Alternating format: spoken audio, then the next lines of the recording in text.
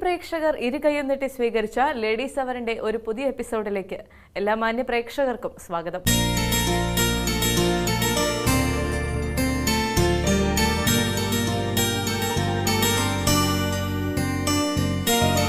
സ്വന്തം പ്രയത്നത്താൽ വിവിധ മേഖലകളിൽ ജീവിത വിജയം നേടിയ സ്ത്രീ വ്യക്തിത്വങ്ങളെ പരിചയപ്പെടുത്തുന്നു സ്മാർട്ട് ലേഡി.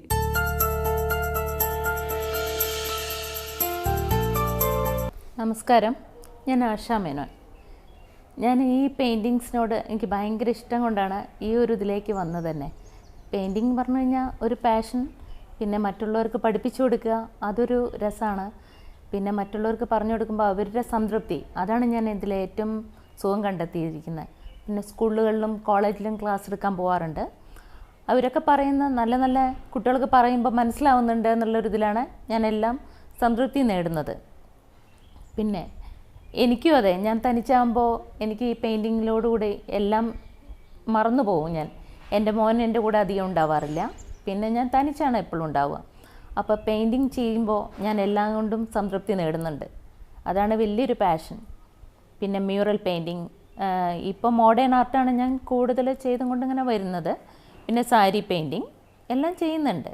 കൂടുതലും മോഡേൺ പെയിൻറ്റിങ്ങാണ് ഞാൻ ഇപ്പോൾ ഈയിടെയായിട്ട് ചെയ്തു വരുന്നത്. അതാണ് കൂടുതൽ ഇഷ്ടം തോന്നുന്നത്. അർത്ഥമില്ലാത്ത പിക്ചേഴ്സാണെന്ന് എല്ലാവരും പറയും, പക്ഷേ എനിക്കതെല്ലാം അർത്ഥങ്ങളുള്ളതാണ്.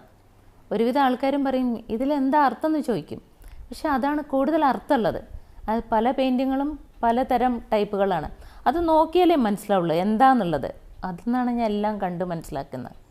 ഓരോ ദിവസം രാത്രികളിൽ ചിലപ്പോൾ തോന്നും ഇപ്പോൾ പെയിൻറ്റിങ് ചെയ്യണമെന്ന്. അങ്ങനെ ചെയ്തിട്ട് അതിൽ സംതൃപ്തി നേടുന്നുണ്ട്. അതുകൊണ്ട് അസുഖങ്ങളൊന്നുമില്ല. എല്ലാം വളരെ സ്വാഭാവികമായിട്ട് ഓരോ ദിവസങ്ങളും തള്ളി നീക്കി ഞാൻ പോകുന്നുണ്ട്. ഇതൊക്കെ തന്നെയാണ് എൻ്റെ ഏറ്റവും വലിയൊരു ക്രൈസ്. പെയിൻറ്റിങ്ങിനോടുള്ള ഇഷ്ടം കൊണ്ടാണ് ഇതെല്ലാം ചെയ്തുകൊണ്ടിരിക്കുന്നത്. ഓരോ പെയിൻറ്റിങ്ങും ഓരോ ടൈപ്പിലാണ് ചെയ്യുന്നത്. ചില മ്യൂറൽ പെയിൻറ്റ് ഒരു ടൈപ്പിൽ ചെയ്യുന്നു. പിന്നെ മോഡേൺ ആർട്ട് പറഞ്ഞാൽ അതിന് വേറൊരു വ്യത്യസ്തമായ രീതിയിൽ ചെയ്യുന്നു. പക്ഷേ എല്ലാ പെയിൻറ്റിങ്ങും മിക്സായിട്ട് ഞാൻ ചെയ്യുന്നുണ്ട്. മോഡേൺ ആർട്ടിൽ ഇന്ന പെയിൻറ്റ് ചെയ്യുള്ളൂ എന്നൊരു വാശിയൊന്നുമില്ല. എല്ലാ പെയിൻറ്റും മിക്സ് ചെയ്ത് ചെയ്യുമ്പോൾ അതിനൊരു ഭംഗി വേറെ ഉണ്ട്. അത് സാരിയിലാണെങ്കിലും ഞാൻ അങ്ങനെ തന്നെയാണ് ചെയ്തുകൊണ്ടിരിക്കുന്നത്.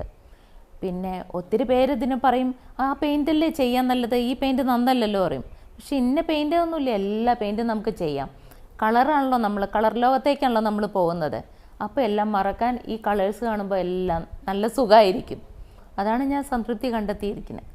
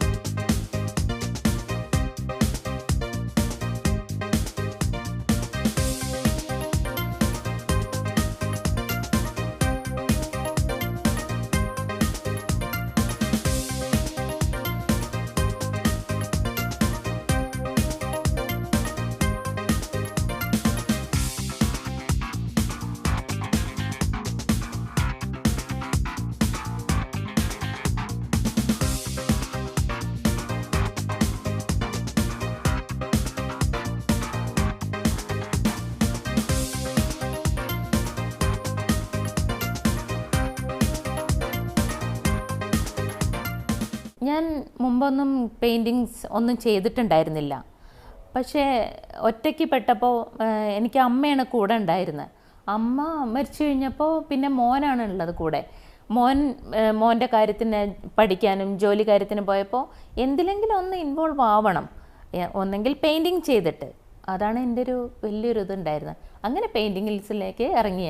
ഞാൻ തൃശ്ശൂരാണ് പഠിക്കാൻ പോയിരുന്നത്. തൃശ്ശൂർ പഠിക്കാൻ പോയിട്ടുണ്ടായിരുന്നു. പാലക്കാട് വന്നിട്ട് ഞാൻ ഇവിടെ 2-3 ഇൻസ്റ്റിറ്റ്യൂട്ടിൽ പോയിട്ടുണ്ടായിരുന്നു. അവർ പല ടൈപ്പിലുള്ള പല മോഡലാണ് പഠിപ്പിച്ചു തരുന്നത്. പിന്നെ കുറേ പ്രൊഫഷണലായി പഠിപ്പിച്ച ആർട്ടിസ്റ്റുകളുണ്ട്.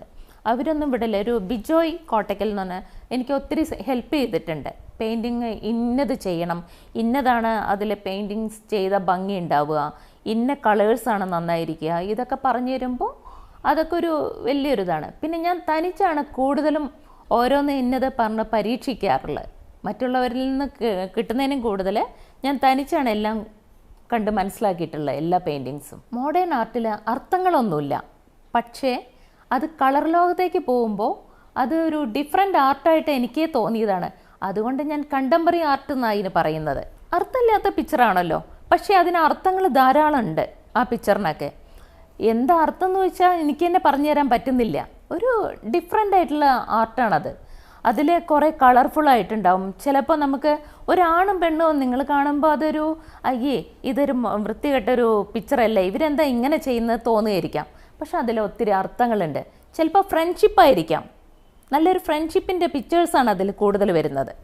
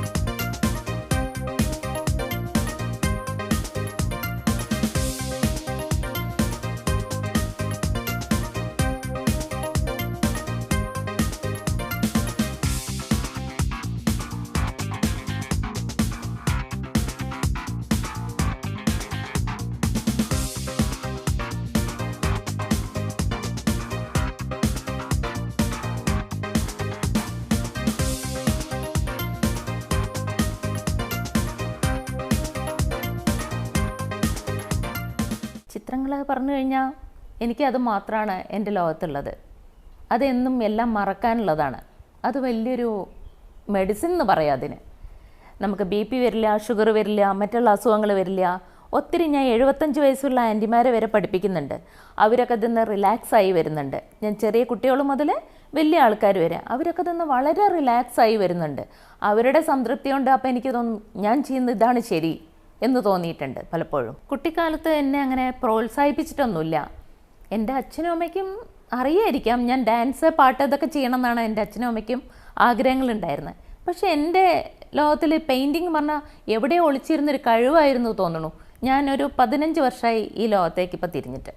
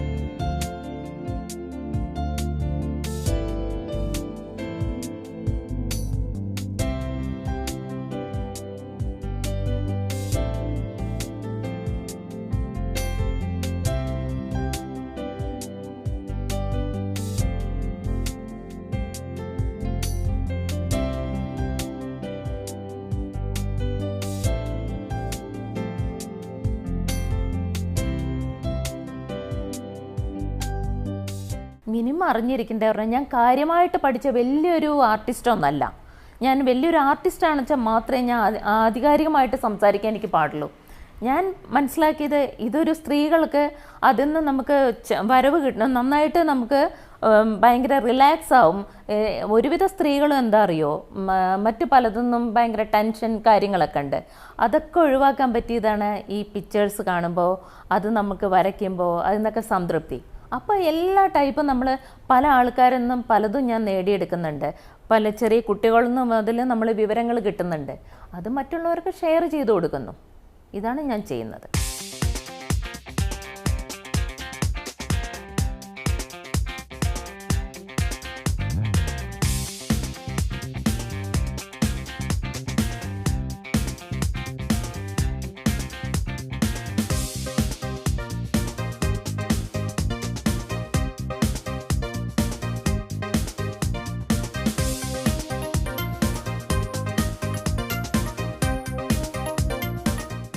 കുട്ടിക്കാലം മുതലേ വരച്ചൊരു വ്യക്തിയല്ല. ഞാൻ ഒന്നും വരയ്ക്കില്ലായിരുന്നു. എൻ്റെ കസിൻസും എൻ്റെ വീട്ടിലുള്ളവരും പറയും, നീ ഒന്നും വരയ്ക്കില്ല, നിനക്കൊന്നും അറിയില്ലായിരുന്നല്ലോ, പിന്നെ എങ്ങനെ ഈ ഒരു ഇതിലേക്ക് വന്നു ചോദിച്ചിട്ടുണ്ട്. പലപ്പോഴും അവർ അത്ഭുതപ്പെട്ട ഒരു കാര്യങ്ങളാണ്. എൻ്റെ ഒരു ചേച്ചിയുണ്ട്, ആ ചേച്ചി ഡോക്ടറാണ്. ആ ചേച്ചി പറയും, നീ വലിയൊരാളാവണം, അതാണ് എൻ്റെ ആഗ്രഹം, എപ്പോഴും പറയുന്നൊരു കാര്യമാണ്. ആ ചേച്ചി പറയുന്ന ഒരു ഇത് കറക്റ്റായിരുന്നു. ഇപ്പം ആ ലോകത്തിൽ ഞാൻ വന്ന് നിൽക്കുകയാണ്. എന്നെ ഒത്തിരി പേര് പ്രോത്സാഹിപ്പിക്കുന്നുണ്ട്, എൻ്റെ വീട്ടിലുള്ളവരെ, എൻ്റെ മോൻ, എനിക്ക് വേണ്ടപ്പെട്ട ഒരുവിധം എൻ്റെ ആൾക്കാർ എന്നെ പ്രോത്സാഹിപ്പിച്ചും കൊണ്ടിരിക്കുകയാണ്. അതുകൊണ്ടാണ് ഈ ഒരു മേഖലയിലേക്ക് ഞാൻ തിരിഞ്ഞത്. ഇതൊരു നമ്മൾ പഠിച്ചിരിക്കണം, ആദ്യം നമുക്ക് ഈ കഴിവുണ്ടായിരിക്കണം എന്നൊന്നും നിർബന്ധമില്ല. ഇതൊക്കെ നമ്മളെ സാഹചര്യമാവും നമ്മളെ ഇതിലേക്ക് ആക്കുന്നത്. ഞാനതാണ് മനസ്സിലാക്കിയത്. നമ്മൾ വരയ്ക്കും തോറും ആ രൂപത്തിന് മാറ്റങ്ങൾ വരുത്താം. നമ്മളൊരു രൂപം കണ്ടിരിക്കാം, പക്ഷേ ആ രൂപത്തിന് നമ്മൾ കുറേ മാറ്റങ്ങളുണ്ടാവും. പല ഷേപ്പിലാക്കും. ചിലപ്പോൾ നമ്മൾക്ക് ഒരു ഡിഫറെൻ്റ് ആർട്ടായി മാറ്റണം അതിനെ. എപ്പോഴും എല്ലാവരും വരയ്ക്കുന്ന ഒരു മോഡലായി മാറരുത്, എപ്പോഴും ഡിഫറെൻ്റ് ആയി ഇരിക്കണം.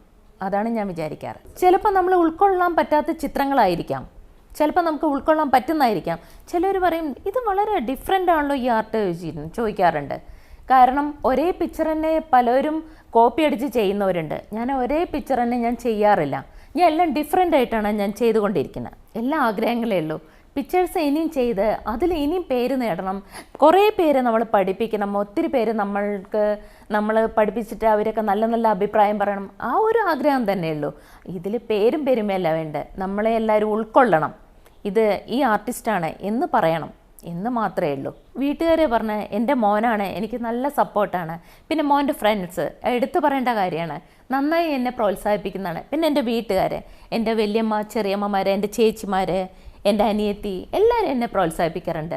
ഇത് ചെയ്യുമോ അത് ചെയ്യുമോ എന്ന് പറഞ്ഞിട്ട് നന്നായി പ്രോത്സാഹിപ്പിക്കുന്ന വ്യക്തികളാണ് എൻ്റെ വീട്ടിലുള്ളവർ. അവരോട് പറയാനുള്ളത്, അമ്മമാരും അച്ഛന്മാരും മാക്സിമം അവരെന്നെ പ്രോത്സാഹിപ്പിക്കണം. ഇപ്പം എന്താ വെച്ചാൽ കുട്ടികൾക്കൊക്കെ എല്ലാത്തിലും അവർ കൊണ്ടിടും, ഒന്നും അവർക്ക് അത് മുഴുവനായി തീരുന്നില്ല. അപ്പോൾ പെയിൻറ്റിങ്സ് പറഞ്ഞാൽ അതൊരു വഴിയല്ലേ, നല്ലൊരു കാര്യമല്ലേ. അത് ചെയ്തു കഴിഞ്ഞാൽ നന്നായിരിക്കും. എല്ലാത്തിലും തല വയ്ക്കുമ്പോൾ ഏതെങ്കിലും ഒന്നിൽ ഉറച്ചു നിൽക്കണം എന്ന് മാത്രമേ എനിക്കിതിൽ പറയാനുള്ളൂ. കുട്ടികളൊക്കെ ചെയ്യുന്ന ഇന്ന് പണ്ടത്തെ പോലെയല്ല, എല്ലാ പ്രോത്സാഹനം കൊടുക്കുന്ന അമ്മമാരും അച്ഛന്മാരും ഇന്ന മേഖലയിൽ കുട്ടികൾ തിളങ്ങണം എന്നാണ് അവർ ആദ്യം വിചാരിക്കുന്നത്. കുട്ടികൾക്കും നല്ല ഇൻട്രസ്റ്റഡ് ആണ്. ഞാൻ സ്കൂളുകളിലും കോളേജിലും ക്ലാസ് എടുക്കുന്ന ഒരു വ്യക്തിയാണ്. അതുകൊണ്ട് കുട്ടികളെ പറ്റിയിട്ട് ഒത്തിരി നമുക്ക് അറിയാം. കുറേ കുട്ടികൾ ഇത് ചെയ്യുന്ന കുട്ടികളുണ്ട്. എനിക്ക് ടീച്ചറെ പോലെ ആവണമെന്ന് പറഞ്ഞ കുട്ടികളും എൻ്റെ കൂടെ ഉണ്ട്.